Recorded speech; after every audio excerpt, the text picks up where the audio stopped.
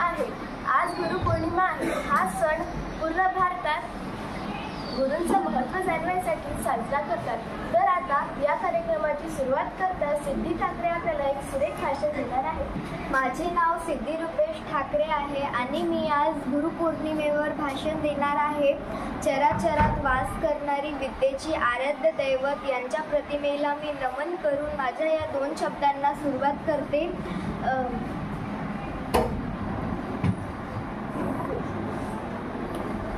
सन्माननीय व्यासपीठ, वंदनीय गुरुजन वर्ग आणि माझ्या मित्रमैत्रिणींनो, आज गुरुपौर्णिमा सर्वप्रथम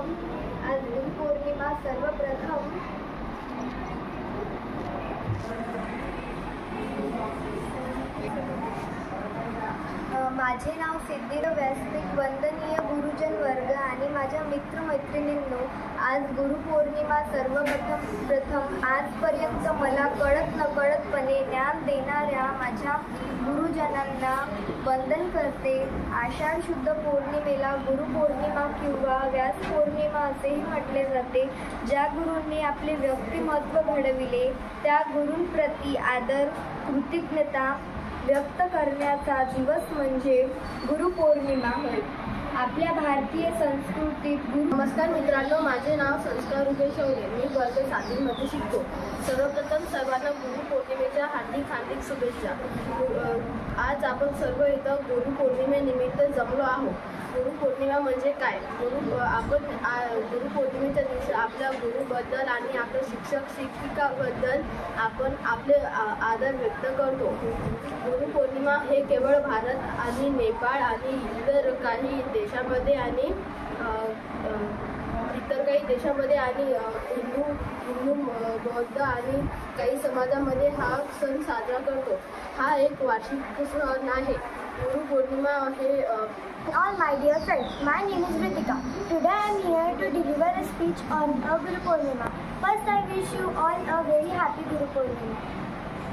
Guru Purnima is a famous festival of Hindus, Buddhists and Jain. Guru Purnima is a festival which is dedicated to our Gurus.